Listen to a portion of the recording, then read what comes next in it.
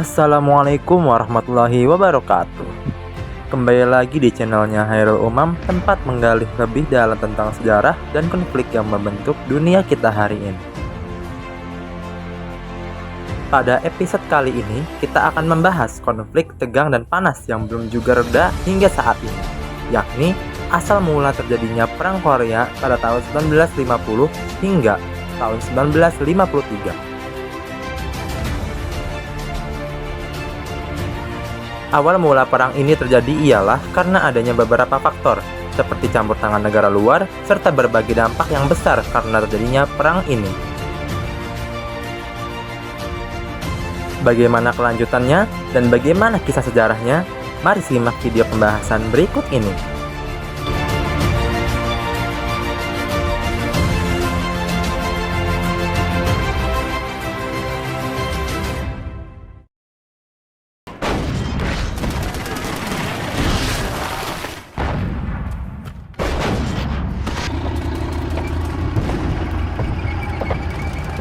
Perang Korea pada tahun 1950 hingga 1953 adalah salah satu konflik terbesar pada paruh pertama abad ke-20, melibatkan dua ideologi besar yang bertentangan, yakni komunisme dan kapitalisme. Korea ini dahulunya satu kekaisaran yang disatukan oleh dinasti Tang. Pertempuran ini berlangsung di semenanjung Korea, namun dampaknya dirasakan di seluruh dunia, terutama dalam konteks ketegangan antara blok timur yang dipimpin oleh Uni Soviet dan blok barat di bawah pimpinan Amerika Serikat. Konflik ini lebih dari sekedar perebutan kendali atas Korea, tetapi bentrokan antara dua ideologi politik dan ekonomi pada masa itu. Korea Utara dengan dukungan Uni Soviet dan Tiongkok menyerang Korea Selatan pada 25 Juni tahun 1950, menandai awal dari Perang Korea yang melibatkan Amerika Serikat dan sekutu-sekutunya. Namun, inti dari perseteruan ini dapat ditemukan kembali ke akhir Perang Dunia Kedua ketika Jepang menyerah pada tahun 1945. Semenanjung Korea dibagi oleh Amerika dan Uni Soviet pada garis lintang 38 derajat utara. Pembagian ini sejatinya merupakan solusi sementara dengan harapan Korea nantinya akan bersatu di bawah pemerintahan mandiri. Uni Soviet mendukung Republik Demokratik Korea yang dipimpin oleh Kim Il-sung, seorang pemimpin komunis yang telah berjuang melawan Jepang. Di sebelah selatan, dukungan Amerika Serikat untuk Republik Korea ditujukan kepada Presiden Syngman Rhee, seorang anti-komunis yang memiliki pengalaman tinggal di Amerika Serikat. PBB memberikan respon atas serangan yang dilakukan oleh Korea Utara pada tahun 1950. Perang dimulai pada 25 Juni 1950 ketika Kim Il-sung dari Korea Utara melancarkan serangan besar ke Korea Selatan. Tentara Korea Utara dengan cepat berhasil mengendalikan mayoritas wilayah Korea Selatan, termasuk kota Seoul. Tindakan tersebut memicu respon dari komunitas internasional, terutama Amerika Serikat dan PBB. Uni Soviet sedang memboikot, maka Dewan Keamanan PBB mengeluarkan resolusi untuk membantu Korea Selatan dengan dukungan militer.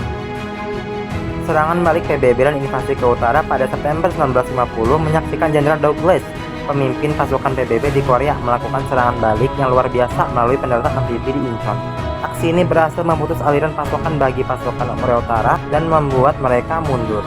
Namun pencapaian ini malah mendorong intervensi dari Tiongkok di bulan November 1950. Ratusan ribu anggota pasukan relawan rakyat dari Tiongkok melintasi Sungai Yalu dan melancarkan serangan besar kepada pasukan PBB.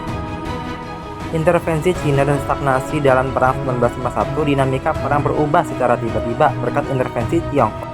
Pasukan PBB harus mundur ke selatan sehingga Seoul jatuh ke tangan komunis lagi pada awal tahun 1951. Setelah reorganisasi dan adaptasi strategi, pasukan PBB sukses menstabilkan area dekat tanggal 38. Hingga saat ini, Korea Utara dan Korea Selatan tetap terasing dengan perbatasan yang sangat ketat dijaga. Konflik tersebut di Korea Utara semakin mengokohkan dominasi Kim Il-sung yang memanfaatkan narasi pertempuran untuk menciptakan kutub pribadi yang kuat serta melegitimasi rezim komunis. Dampak militer Perang Korea menekankan seberapa vitalnya kekuatan militer dalam melawan ekspansi komunisme selama masa Perang Dingin.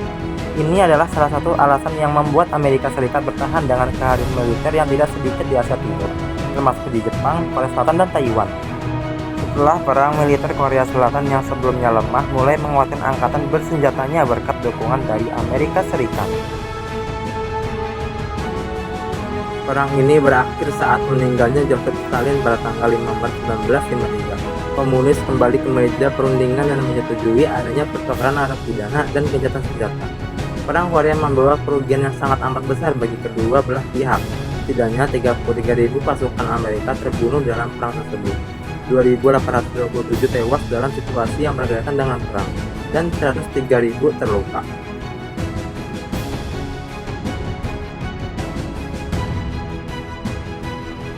Sementara korban jiwa untuk Korea Selatan mencapai 59.000 tewas dan 290.000 pasukan terluka. Ditambah lagi dengan korban sipil sekitar 3 juta orang. Sejarah modern menyaksikan Perang Korea 1950 hingga 1953 sebagai salah satu konflik paling tragis dan penting. Walau sering dianggap sebagai perang yang terlupakan, dampaknya pada geopolitik global tetap penting. Gencatan senjata yang terjadi tidak mengakhiri konflik di antara keduanya, di mana isu reunifikasi dan perdamaian yang langgeng tetap menjadi perhatian penting hingga saat ini.